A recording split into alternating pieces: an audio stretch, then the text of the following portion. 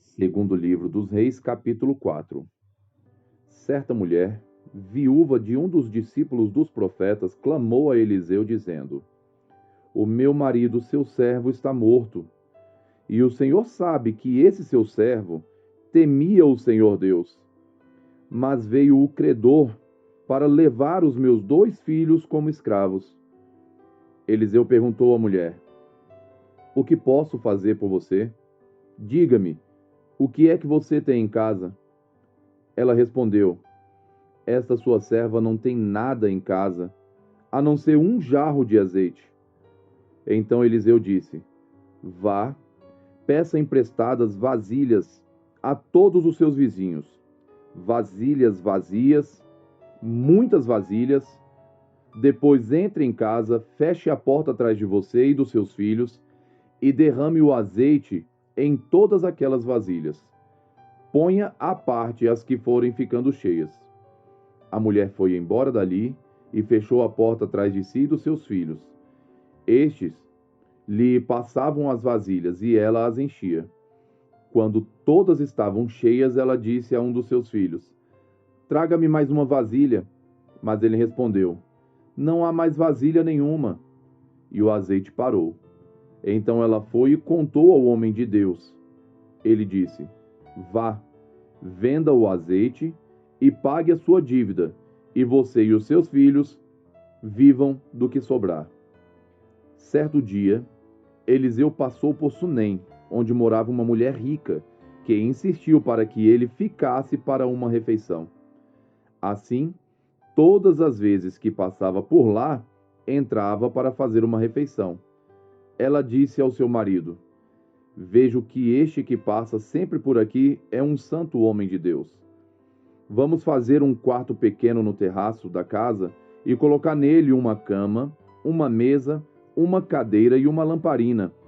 Assim, quando ele vier à nossa casa, poderá ficar ali. Um dia, vindo o profeta para ali, retirou-se para o quarto e se deitou. Então disse ao seu servo Geazi: Vá chamar esta sunamita. Ele a chamou e ela se pôs diante do profeta. Este tinha dito a Geazi que dissesse a ela: A senhora nos tem tratado com muito cuidado. O que podemos fazer pela senhora? Podemos falar em seu favor junto ao rei ou ao comandante do exército? Ela havia respondido: Eu estou bem, vivendo no meio do meu povo. Então o profeta perguntou a Geazi: O que se pode fazer por ela? Geazi respondeu: Ora, ela não tem filhos e o marido dela é velho. Eliseu disse: Vá chamá-la. Ele a chamou e ela se pôs à porta. Então o profeta disse à mulher: Por este tempo, daqui a 1 ano, você terá um filho em seus braços. Ela disse: Não, meu senhor, homem de Deus, não minta para esta sua serva. A mulher engravidou e no ano seguinte, no tempo determinado, deu à luz um filho, como Eliseu havia dito. O menino cresceu e certo dia foi encontrar-se com o seu pai, que estava no campo com os ceifeiros. De repente ele disse ao seu pai: Ai, a minha cabeça, a minha cabeça! Então o pai disse a um dos seus servos: Leve-o para sua mãe.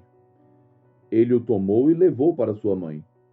O menino ficou sentado no colo dela até o meio-dia, e então morreu. Ela subiu e o deitou sobre a cama do homem de Deus, fechou a porta e saiu. Chamou o marido e lhe disse: Mande-me um dos seus servos e uma das jumentas. Preciso ir depressa falar com o homem de Deus e voltar. O marido perguntou: Por que você quer falar com ele hoje? Não é dia de festa de lua nova nem sábado. Ela respondeu: Não faz mal. Então ela mandou preparar a jumenta e disse ao servo: Pegue as rédeas e vamos. Não diminua a marcha a não ser quando eu disser. E assim ela partiu e foi falar com o homem de Deus no Monte Carmelo. Ao vê-la de longe, o homem de Deus disse a Geazi, seu servo: Veja, é a sunamita. Corra ao seu encontro e pergunte a ela: Vai tudo bem com você? Com o seu marido? Com o menino? Ela respondeu: Vai tudo bem. Quando ela chegou ao homem de Deus no monte, agarrou-se aos pés dele. Geazi se aproximou para arrancá-la, mas o homem de Deus lhe disse: Deixe-a, porque a sua alma está em amargura, e o Senhor escondeu isso de mim, não me revelou nada a respeito. Então a mulher disse: Por acaso eu pedi a meu senhor algum filho? Eu não lhe disse que não me enganasse? Então o profeta disse a Geazi: Cinja os lombos, pegue o meu bordão e vá. Se encontrar alguém, não o cumprimente. E se alguém o cumprimentar, não responda. Ponha o meu bordão sobre o rosto do menino. Porém a mãe do menino disse: Tão certo como vive o Senhor, e como você vive, não o deixarei. Então Eliseu se levantou e foi com ela. Geazi foi adiante deles e pôs o bordão sobre o rosto do menino, porém não houve nele voz nem sinal de vida. Então voltou para encontrar-se com Eliseu e lhe disse: O menino não acordou. Quando o profeta chegou à casa, eis que o menino estava morto sobre a cama. Então ele entrou, fechou a porta e orou ao Senhor. Subiu à cama, deitou-se sobre o menino e, pondo a sua boca sobre a boca dele, e os seus olhos sobre os olhos dele, e as suas mãos sobre as mãos dele, se estendeu sobre ele, e o corpo do menino aqueceu. Eliseu se levantou e andou no quarto de um lado para o outro. Tornou a subir a cama e se estendeu sobre o menino. Este espirrou 7 vezes e abriu os olhos. Então Eliseu chamou Geazi e disse: Chame a sunamita. Ele a chamou. Quando ela chegou, Eliseu disse: Pegue o seu filho. Ela entrou, lançou-se aos pés de Eliseu e prostrou-se em terra. Pegou o seu filho e saiu. Eliseu voltou para Gilgal. Havia fome naquela terra. Quando os discípulos dos profetas estavam sentados diante dele, Eliseu disse ao seu servo: Ponha a panela grande no fogo e faça um cozido para os discípulos dos profetas. Então um deles saiu para o campo a fim de apanhar ervas. Ele achou uma trepadeira silvestre e, colhendo os frutos, encheu a sua capa com eles. Voltou para casa, cortou os frutos em pedaços e os pôs na panela, mesmo sem saber o que eram. Depois deram de comer aos homens enquanto comiam do cozido, e eles gritaram: Morte na panela, ó homem de Deus! E não puderam comer. Mas Eliseu disse: Tragam farinha. Ele a colocou na panela e disse: Sirva as pessoas para que comam. E já não havia mal nenhum na panela. Um homem veio de Baal-Salisa e trouxe ao homem de Deus pães das primícias, 20 pães de cevada e espigas verdes numa sacola. Eliseu disse: Dê às pessoas para que comam. Porém o seu servo lhe disse: Como vou pôr isso diante de 100 homens? Eliseu tornou a dizer: Dê às pessoas para que comam. Porque assim diz o Senhor: comerão e ainda vai sobrar. Então o servo pôs a comida diante deles. Comeram e ainda sobrou, conforme a palavra do Senhor. Segundo livro dos Reis, capítulo 5. Naamã, comandante do exército do rei da Síria, era grande homem diante do seu senhor e de muito conceito, porque por meio dele o Senhor tinha dado a vitória à Síria. Ele era herói de guerra, porém sofria de lepra. Tropas saíram da Síria e da terra de Israel levaram cativa uma menina que ficou ao serviço da mulher de Naamã. Um dia a menina disse à sua senhora: Quem dera o meu senhor estivesse na presença do profeta que está em Samaria. Ele o curaria da sua lepra. Então Naamã foi contar isso ao seu senhor, dizendo: Assim e assim falou a jovem que é da terra de Israel. O rei da Síria respondeu: Vá, eu enviarei uma carta ao rei de Israel. Então Naamã partiu e levou consigo 340 quilos de prata, 72 quilos de ouro e 10 mudas de roupa.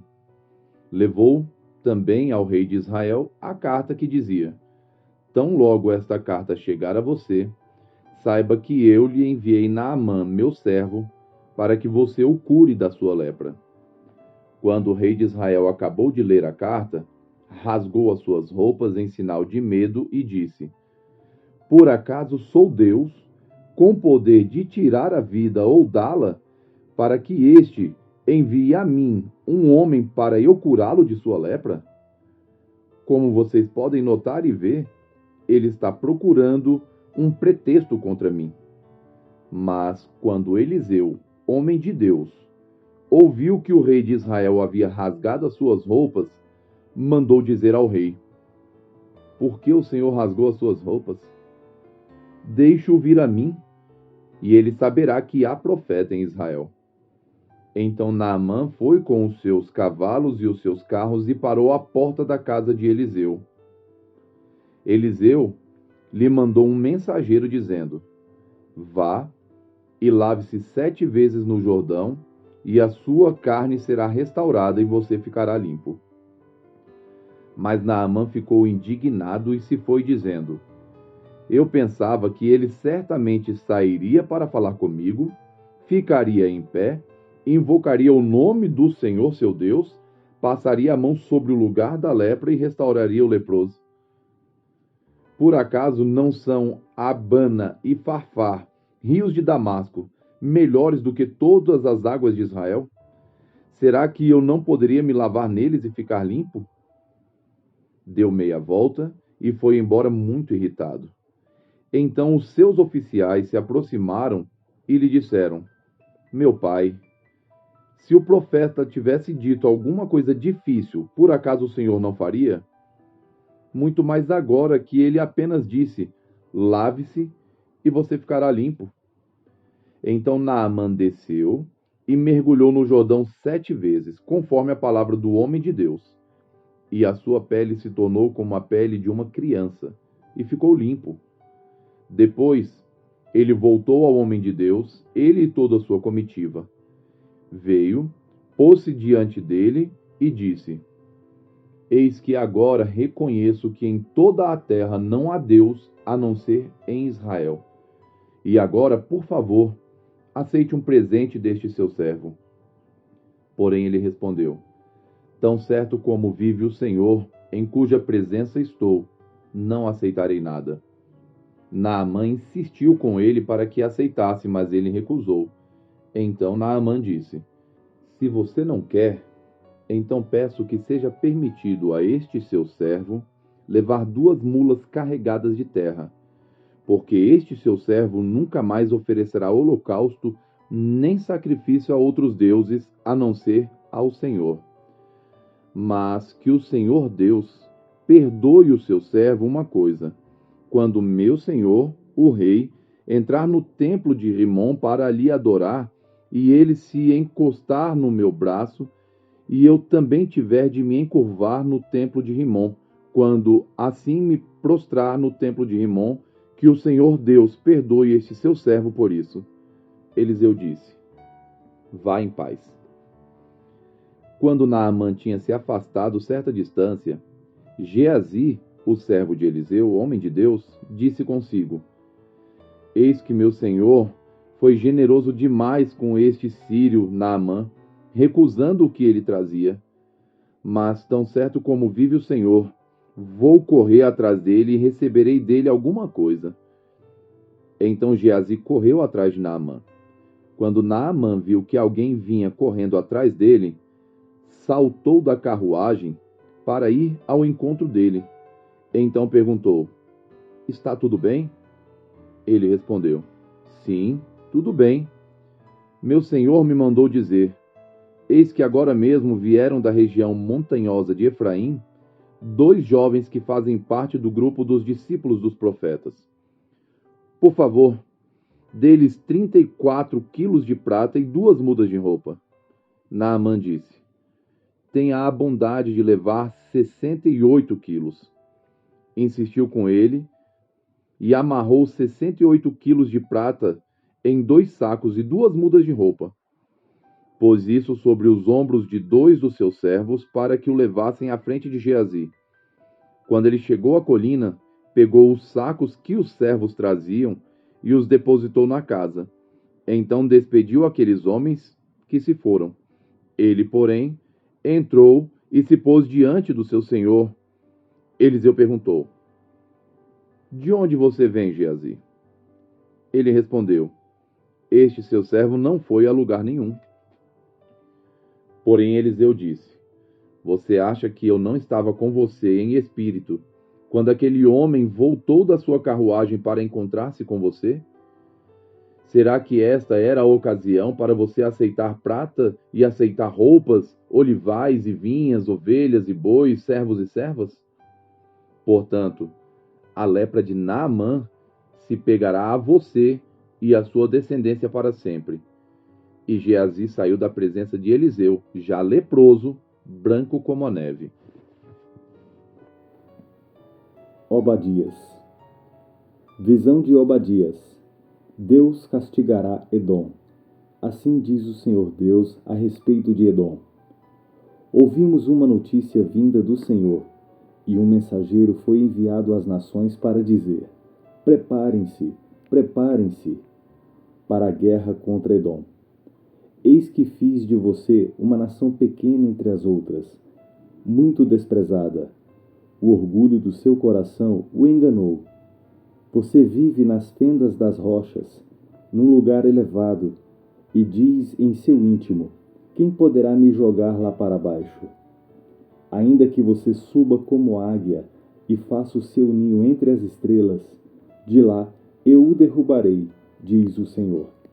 Se ladrões o atacassem, ou assaltantes viessem de noite, como você está destruído, não levariam só o que lhes bastasse? Se fossem até você os que colhem uvas, não deixariam pelo menos alguns cachos? Como foram saqueados os bens de Esaú, como foram vasculhados os seus tesouros escondidos, todos os seus aliados, ó Edom, o empurraram para fora do seu território. Aqueles que estavam em paz com você o enganaram e prevaleceram contra você. Aqueles que sentam à sua mesa preparam uma armadilha para os seus pés. E não há em Edom entendimento.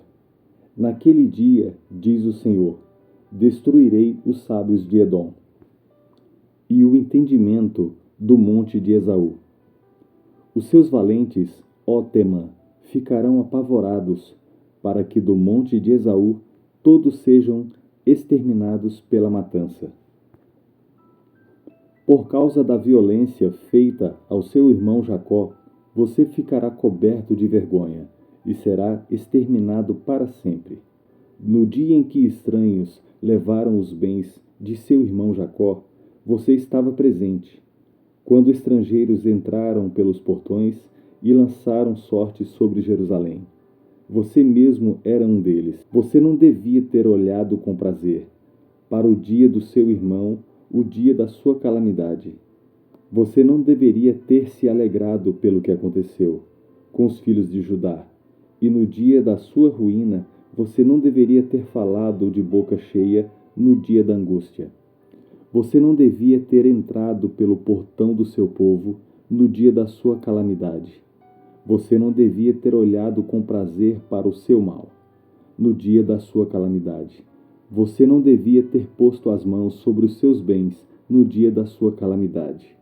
Você não devia ter parado nas encruzilhadas para exterminar os que escapassem.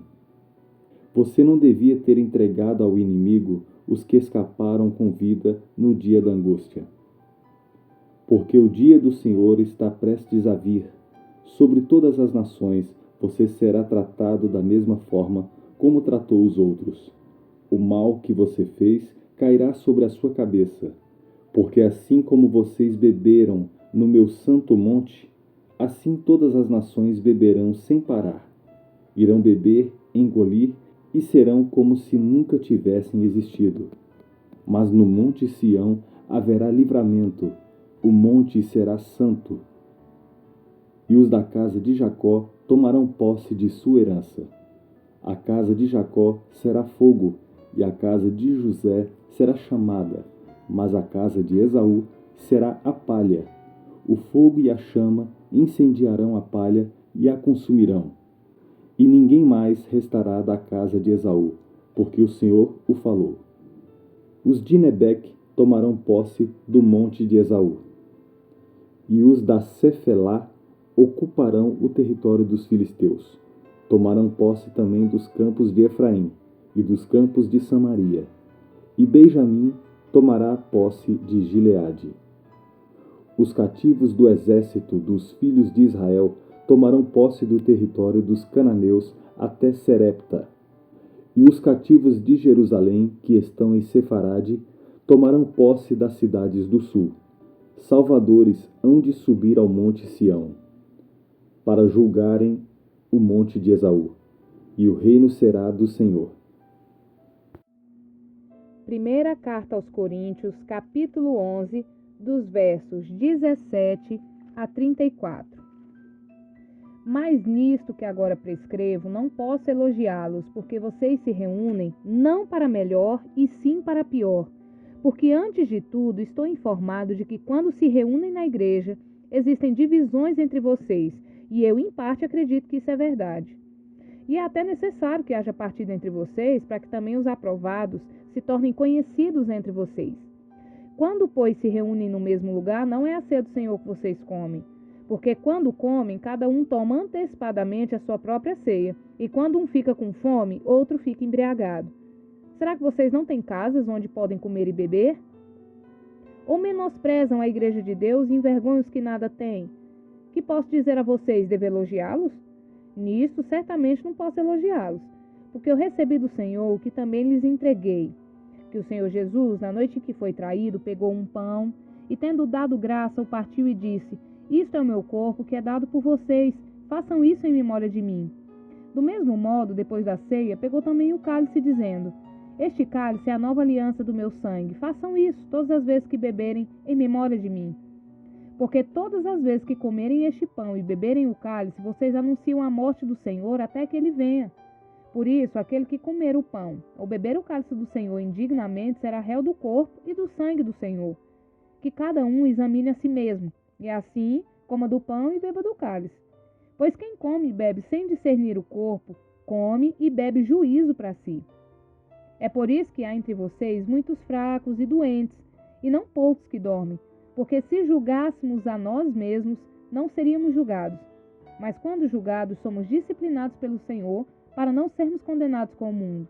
Assim, meus irmãos, quando vocês se reúnem para comer, esperem uns pelos outros. Se alguém tem fome, que come em casa, a fim de que vocês não se reúnam para juízo. Quanto às demais coisas, eu as ordenarei quando for aí. Curta, comente E compartilhe.